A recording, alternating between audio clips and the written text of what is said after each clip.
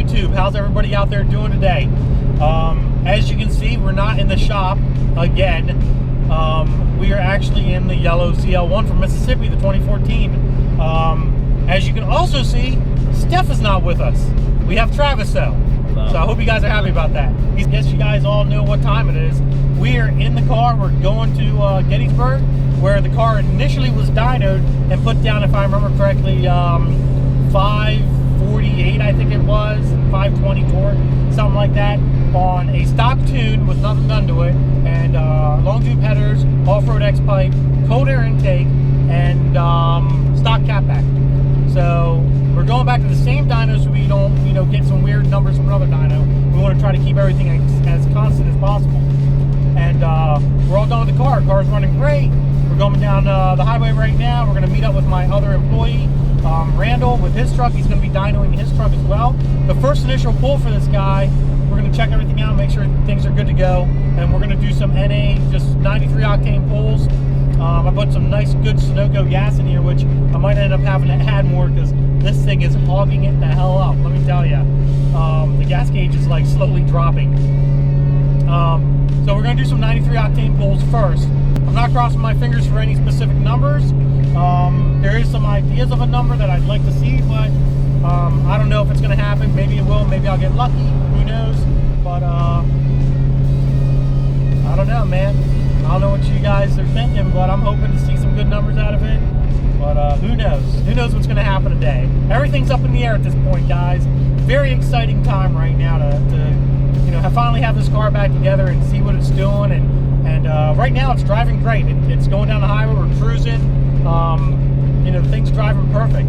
So hopefully the wide open throttle pulls are really gonna make the numbers that we're kind of thinking we're gonna have, but who knows? We're not sure yet. But yeah, so here's a little bit of the road trip on the way there, guys, and we'll see you there in a little bit.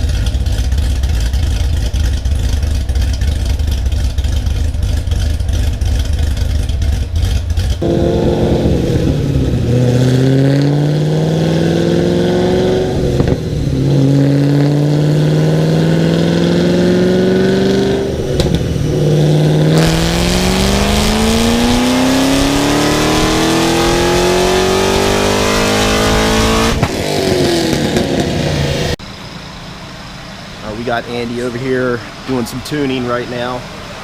How's it looking, Andy? It's looking good. Air fuel's a little rich, but other than that, we're messing with it a little bit, and we're seeing what's happening.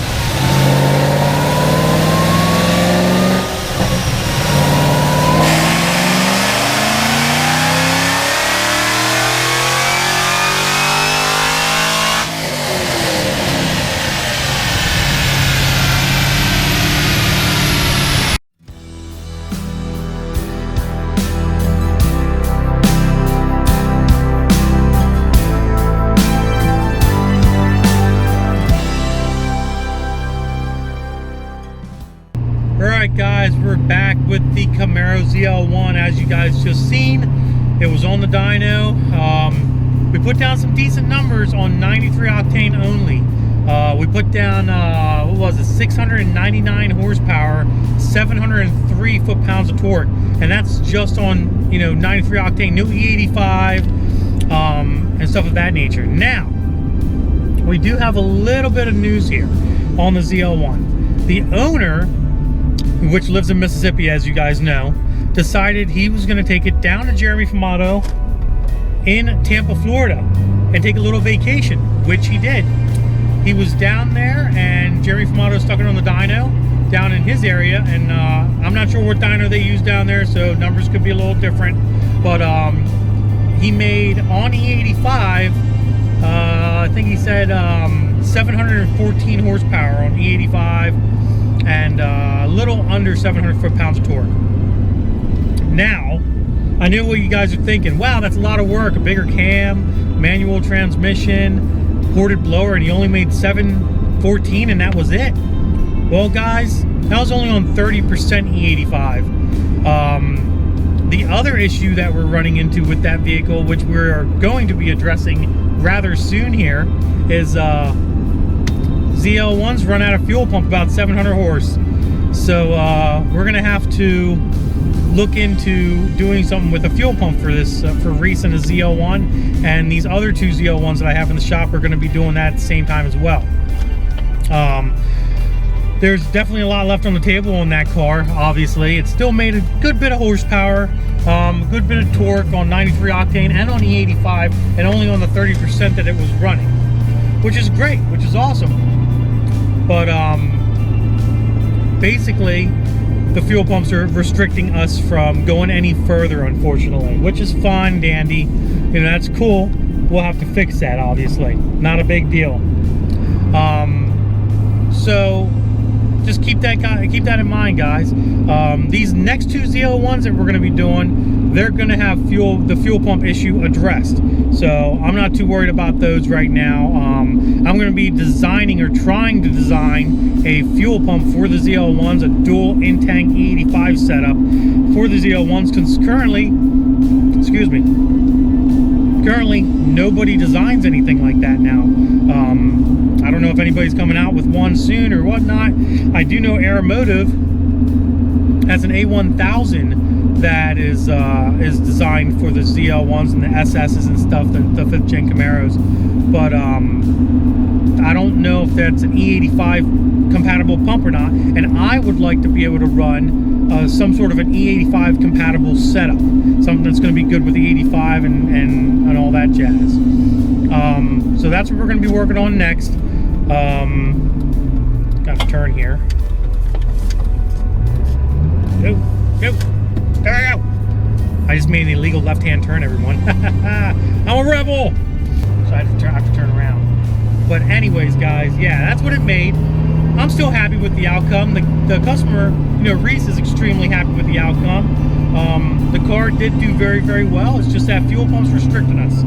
So we're going to address that issue and hopefully get this thing back on the dyno again and see what kind of numbers they can put down with the proper fuel pump and fuel pressure. But that's pretty much the only issue there. Other than that, I mean, for the mods that were done, you're still looking at, a 700 plus horsepower car, 700 plus foot-pounds of torque at the wheels, pretty much with a cam and bolt-on setup, basically. And I tell you what, on 93 octane gas only, that's pretty impressive. That's pretty good numbers for that type of a setup. Very drivable setup, very, very docile kind of cam setup.